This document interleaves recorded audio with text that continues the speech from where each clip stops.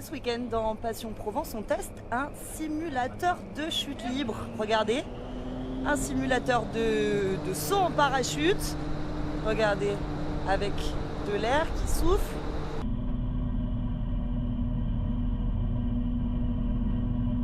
Ça marche? Bonne chance! On arrive sur une terrasse plutôt sympa, panoramique, vue à 360 degrés, et on est donc à l'intérieur de Extreme Park qui se trouve lui-même à l'intérieur du circuit du Castellet dans le Var. Waouh! Quoi? T'as fait plein de figures? Oui. Dis-moi un petit peu, qu'est-ce que t'as fait là? J'ai tourné et je suis allée très haut. C'est la première fois que j'en fais. T'es super fort? Un petit peu. En fait, ça fait comme si de l'air te venait, mais ça te fait pas peur, en vrai. La première fois un petit peu, après non. C'est sympa, c'est des drôles de sensations qu'on connaît nulle part ailleurs.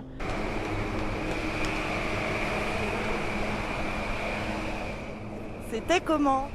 C'était très bien, mais c'est vraiment cool, ouais. Ça fait quoi comme sensation? Ça fait de la chute libre et tu contrôles plus rien en fait, c'est uniquement avec tes mains et tes jambes. Donc ça y est, on a pu tester le simulateur de chute libre. Déjà, c'est quoi le concept? Ça vient d'où? Ça fait combien de temps que ça existe?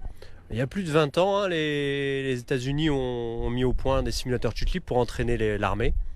Et ils ont vu que ça plaisait au grand public et ils ont ouvert ça à grande échelle partout aux États-Unis. Et c'est arrivé en France il y a 10-15 ans. Et nous, ça fait 4 ans, on est dans notre 5e année. C'est quoi le principe? Comment on fait pour voler? Alors, c'est grâce à la machine déjà. Il y a 2 moteurs avec 2 hélices, 2 moteurs de 500 chevaux qui nous propulsent grâce à l'air que l'on va générer grâce aux hélices. Donc nous, on doit s'allonger sur l'air, sur le coussin d'air comme on appelle ça. Et une fois qu'on est allongé sur l'air, on va prendre une position en banane, comme pour le parachutisme, et c'est ce qui va nous permettre de voler. Par quels moyens? Est-ce que vous pourriez nous décrire un petit peu ce que vous nous avez fait faire là comme exercice pour apprendre pour les gens qui n'ont jamais fait ça, qui n'ont jamais fait de chute libre? Alors on s'inscrit sur notre site internet, ensuite en arrivant on va recevoir une petite formation de 10-15 minutes. Une fois qu'on a fait la formation, on va mettre l'équipement, combinaison, monopièce, casque, lunettes et bouchons. Et une fois qu'on est équipé, on va voler chacun son tour. Tout le monde rentre dans le simulateur avec le moniteur à l'intérieur. Vous m'avez gentiment fait voler, fait essayer. Qu'est-ce que vous avez pensé de mon vol? Eh bien, c'était un vol intéressant.